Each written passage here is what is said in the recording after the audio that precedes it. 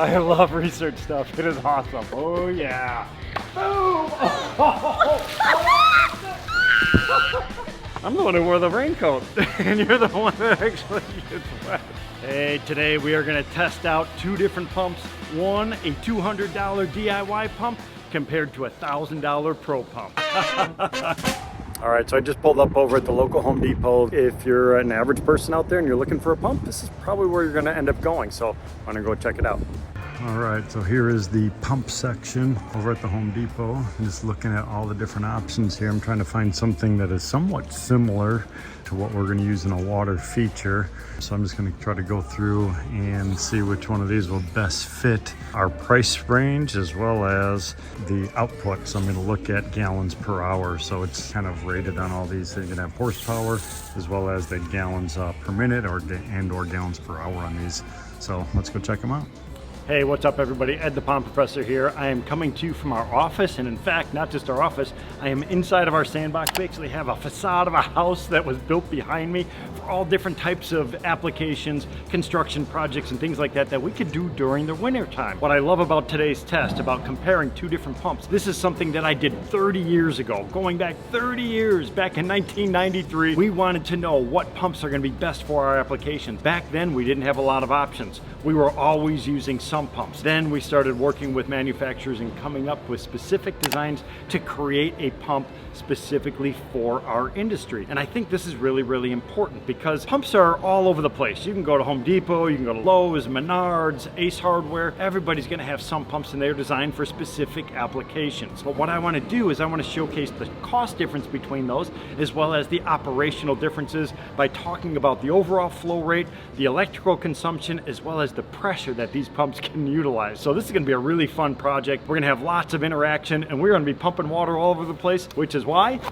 I got my rain gear on because I'm about to get wet. So what we're gonna do with our test is we are going to hook up the piping with the correct size discharge that the pump has. The SLD pump that I'm gonna test first has a 2-inch discharge. The DIY pump has 1.5 inches, and there's gonna be a difference between the two of those. Then what I'm gonna do is I'm gonna choke it down. I'm gonna go from 2-inch to 1.5 inches, down to 1 inch, down to 3/4, and then ultimately down to 1/2. What we're gonna look at is the velocity of water that's coming out of that pump, the height that it's gonna be pushing up. Now you could use all types of calculations and charts and things like that, but what I love about this test is it's actual. Once we have all of those things taken care of, we're then gonna switch gears and go over to the DIY pump, and we're gonna run the exact same test, and we could actually calculate the cost savings that you're gonna have between the two different pumps from an operational standpoint. Super valuable information, especially in today's world. Everybody is very cost conscious, so we want to make sure that we're making the right investment for our project.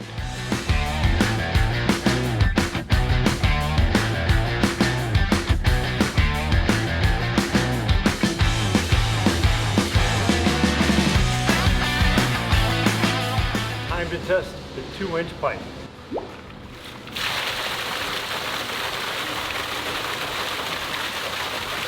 That was actually pretty good. So that was shooting water up above the top of that tank.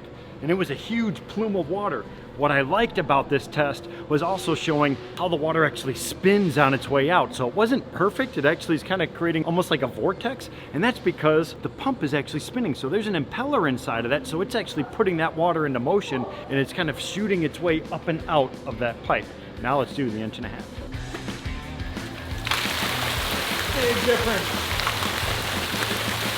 Way higher. That's awesome. You can see how the water's getting choked down into a smaller opening, so now that increases the velocity.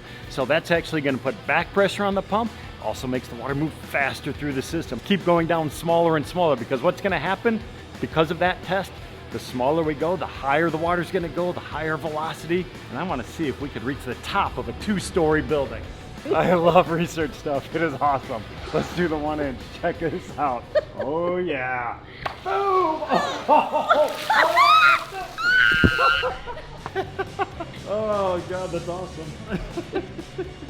And here, I'm the one who wore the raincoat, and you're the one that actually gets wet. Playing real world modifications, I gotta get some bigger rocks and I gotta lock that pump in place because this pump has so much torque, it has so much power, it's trying to blast that water through everything, but what's happening is it's getting restricted at the top. It puts back pressure on things, little bit of vibration, knocks the entire pump over. It shot water 25 feet away. On me and my camera. So we're making a mess. Now we're going down to 3/4 inch, which is why I wanted to put rocks around there. Plus, we did not hit the ceiling. We did not go up to over 22 feet, which is the top of that 2-story building. This one, I think we might get.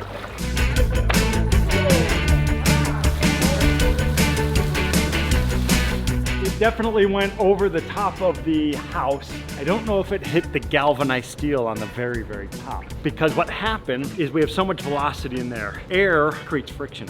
So this water starts coming up, and if you watched it, it started as a nice cone, and then it started kind of fanning out like that for 2 reasons. One is the weight of the water itself. Once it starts going at an angle, it's gonna wanna come back down because of gravity. The other thing that's actually happening, because it's going up into the air, it's displacing all that air. So the air above it is putting a force back on top of that water, creating that mushroom type of an effect. This next one, 1/2 inch, 100% is gonna hit that ceiling. It's gonna be my point of view, and it's not going to be like that because that would hurt. So what we're going to do now is we want to see that mushrooming effect. I'm going to stand back here, my glasses off because I don't have anything to dry them. And Lisa, it is up to you now to hit that power. Hit it! Oh geez, yep. Yeah, that's why I wore my raincoat. Alright, shut her off. The other thing that this is good to remind us of is when you're doing jets. So when we're doing jets and things like that, we're always choking the water down into these small orifices to increase the velocity of water coming out, which is creating that push of water along the surface. But you have to make sure that that is glued properly. Otherwise, it's gonna blast that fitting right off because of all of the back pressure. There are a few other strategies that we can discuss to kind of get rid of that problem, but you always have to be thinking about water velocity as well as the volume of water that's flowing through the pipe system at any given point in time. Yes! Yes! We hit the ceiling!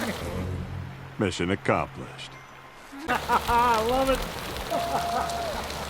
Now that's the payoff I was looking for. Over 22 feet into the air, high as a 2-story house, and it actually hit the ceiling. It would have kept going because we had enough velocity on top of that thing. Plus that spray was pluming out. It was getting us wet way over here, and I'm at least 10 feet away from that. So that's giving us a 20-foot diameter spray of water, all coming out of a 1/2 inch opening. Yeah, mission accomplished. We just finished the testing on the Pro pump. Now we're gonna switch over and we're gonna do the DIY pump that we picked up. What we have right now is the 1.5 inch pipe, not 2 inch. Remember, this one came with a 1.5 inch discharge. So we're just gonna go straight from the 1.5 inch discharge right into 1.5 inch pipe. And then we're gonna start working our way down from 1.5 inch all the way down to that 1/2 inch to see if we can hit that ceiling again. First one, see what we got. Actually, that's a really good flow. It's actually a different pattern than we had with the other one. But the overall flow is a little bit lower, which might be making a difference. So the higher velocity that we had with the first one is shooting that water out faster, which is causing it to blast out of the top. This one's a little bit different. Next size, we are at 1 inch.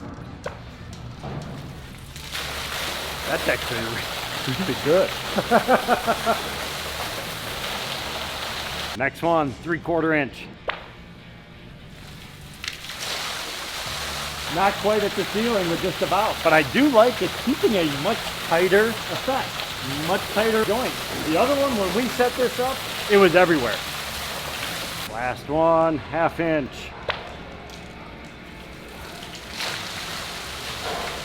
It's high, but it's not actually hitting the top. Again, it's keeping that geometry together. Before, I could not stand here. So again, we had so much velocity going out that top, it was just trying to go everywhere. This one, it's a little bit tighter, and I think it's because the water velocity is different.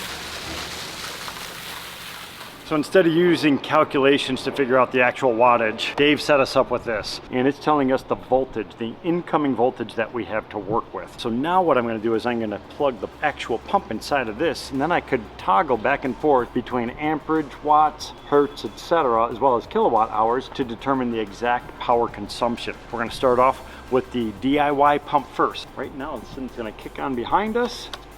And then we got water shooting around. So you can see what's happening. We have a little bit of a voltage drop, which is typical. It's increasing the current going through everything. So you're gonna see a little bit of voltage drop.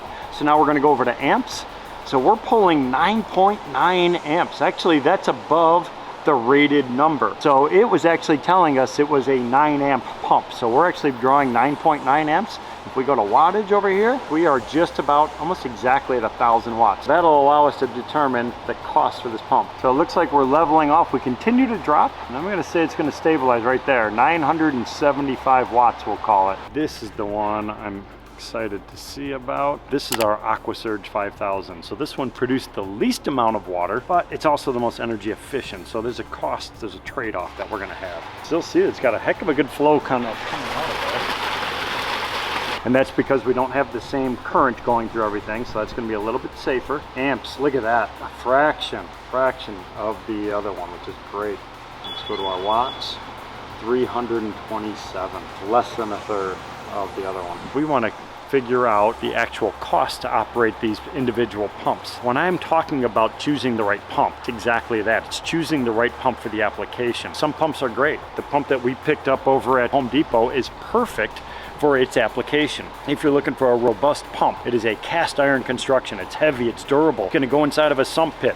When it rains, it has that float switch on inside of it. So as the water starts filling up from water coming from around the foundation, it's gonna turn on, evacuate all the water away very quickly. It's gonna shut itself off until the next rain or event, or it fills back up. So it's constantly cycling itself. So in that type of an application, it's only running for a very short period of time. The pumps that we're talking about, water feature pumps, these pumps are designed to run 365 days a year. You're looking for smooth water flows. You're looking for very consistent flows. We don't want to have it turning off and on and all that stuff. It's going to go on and you're going to leave it. But what I'm looking for is a pump that's going to go for many, many years of operation at a lower electrical cost. And I think that's where the big cost savings is going to come into play. The other test that I think we're going to probably end up doing here is a debris test. And we can choose the exact pump for our application. Each one of them has a different design. This one has a screen right around the bottom. This is actually drawing water from the lowest position, which can be dangerous. This one is set up a little bit higher, but has a bigger opening for larger solids. This one doesn't want any solids at all. It's the most energy efficient, so it is most susceptible to debris clogging, but because of this high area for pre-filtration, we may not have any issues. So we installed all 3 pumps inside of our tank. Now we have different piles of debris. Gravel, obviously different sizes. Big gravel all the way down to small gravel. That gets inside of a pump, it's gonna cause problems. We have leaf debris, mulch, and then we just have a mixture of different branches and twigs and cuttings and things like that. We're gonna take all of that stuff and just throw it in here. I'm gonna probably grab a shovel full of dirt just because, and throw that in there as well, because we wanna try to mimic what's exactly happening. Again, this is gonna be an extreme situation, but it's gonna be an accelerated test because all of this stuff over an entire season could actually come inside of your pond. So you wanna make sure you're able to handle all that debris in different capacities. I think this test is gonna give us a lot of good information. Let's take everything, put it in, turn those pumps on, and then what we're gonna do is we're gonna cover this up because I don't want water spraying out of the top. Let's get to it. Mix all that stuff up, turn these pumps on. You can see some of that stuff is floating, but because of the agitation, it's gonna get disturbed. It's gonna get distributed throughout the entire system. And each one of these pumps is gonna actually probably have to manage some of this stuff. Let's see what happens. So you can definitely see the 3 distinct areas. Now, because of all the sloshing, there's a lot of movement in that. But a test is a test. Actually, I can see stuff shooting out, so I'm guessing that stuff's getting sucked in and discharging right out of it. I can actually smell spruce needles because they're probably getting chopped up inside of here. Within the first minute of operation, it looks like the DIY pump is off. I only see 2 jets of water over here. Maybe we don't need to run this for 48 hours. We are back at our testing, and this has been running for a couple days now, and I want you to check out what this looks like. It looks like crude oil. It is pretty nasty. So all of that stuff is just getting churned and chopped up and starting to decay. I mean, it's black water, and it does have a funky smell to it. So I don't know why, but it must be the mixture of all that stuff together, some sort of a reaction. Definitely decomposition is occurring inside of there. But what I see is really strong flow over here, medium flow, and then no flow. So I'm going to systematically turn these different pumps off. Let's start with this one. Now here is that 5,000. Got all that black gunk on it, but yeah, look at that. So you got some debris stuck obviously around this edge. You got some mulch in there. Some stuff gets through, but anything that can get through is actually going to pass its way right through the impeller. A little bit of a black film on top of there, but this kept running, and you could see 100% flow. Nothing actually changes, not enough debris inside of there to cause any issues. This one definitely had inhibited flow. Let's see. Oh. Well, now I know the reason why. It was so powerful, it sucked the rock off the bottom. So look at how this thing sits. This is sitting a couple inches off the bottom. It had so much flow and suction going in there, it actually got wedged inside. So this is a solids handling pump. So once you restrict that opening, now everything else is going to get restricted as well, because that was blocking more than 50%, 60+% of the space. So now you have higher velocity coming in, you start getting more and more of that little junk in there. Look inside of there, and that stuff will get passed through. It didn't actually stop the pump. This was the problem. That was cutting down 60+% of the water velocity. Now if I just take that stuff out, these little pieces, let's put it back in here, and I think this is going to flow at 100%. So it didn't actually stop it. 5 to 9. So once we pulled that big chunk of rock out of the front, that's back to normal. So now what I want to do with this next one, I know it's clogged. The way the intake is on this next pump, there's a couple little legs on it, and then there's like a little bit of a cage right around the impeller, but it sits like 1.5 inches off of the floor of this tub. So what happens is you have all this high velocity water trying to sneak its way in and around. It actually suctions things to the bottom. It's unbelievable how powerful that is. What I want to do though is I want to try to pull this up. Oh yeah, I can barely budge it. Okay, it's up. Oh. Yep. See all that junk? That got suctioned, and it is just all of this junk gets jammed up around it, and it doesn't allow any water flow. And that is just because of the design of this thing. I mean, there's stuff jammed inside of here. So if you get any debris just around this thing, it's gonna suffocate that pump off. So it actually is still operating. I think if I put this back in,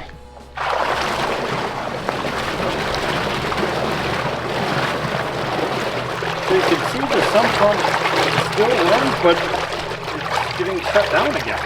I mean, that's been 30 seconds. And it's cut in half. So what's happening is all that debris is still inside of there. So obviously you're going to clean out your pond a little bit more in this situation. But what I don't like about it is now I'm going back in, I got to pull the entire pump assembly out. Normally in a real world situation, you're going to be undoing couplings and filters and things like that, and water's going to be backflowing, and you're going to try to remove the pump, check out what the problem is. But again, it's because of the design of it. Again, I'm not knocking a sump pump. They are designed for a specific application. It's not an open water situation like you have in a pond. Pond ecosystem, completely different. It is open to the surrounding. You're gonna have wind-blown debris, you're gonna have lawn clippings, you're gonna have leaves, you're gonna have twigs and branches, dead frog or a fish, anything that gets down there. Now look at that. Just in the time I'm talking, that flow is 20% of what it was just a few minutes ago. Again, designed for a completely different application. Eventually this pump is going to fail because of this issue. Now I can tell you this from experience. 25 years ago we were still using sump pump type systems, and that's because that was available for us. We didn't have these current pumps because we've designed these things, so it was not an option for us. So we were going to different hardware stores, purchasing these sump pumps, using them in our application, and we were stuck into some crazy maintenance patterns. It's because of debris, and it was because of stuff getting inside. Those little float switches, yes, they are designed to save the pump in a low water situation, but a lot of times those little switches go bad. So the more little pieces you can put on these things, sometimes they actually cause problems for you. And look at that. The flow, just in the time I'm talking, is down to nothing again. And it's just because it's getting all sucked in with all that stuff. All right, so So we have tests. The first one we did was the water velocity. Remember, that was the one shooting the water all the way to the ceiling. The clear winner on that one was the SLD 5000 to 9000. Hit the ceiling over a 2-story building. Next test we did was the debris test. We put all those pumps in that big container, threw all that junk inside to see which one clogged up. Clear winner on that one was the AquaSurge 5000 because it has that protective cage going around the impeller system. So that pre-screens everything from getting inside of the impeller. Next test is going to be the kilowatts. Let's check that out so we can see which one is going to cost the most amount of money or save the most amount of money for a year's operation.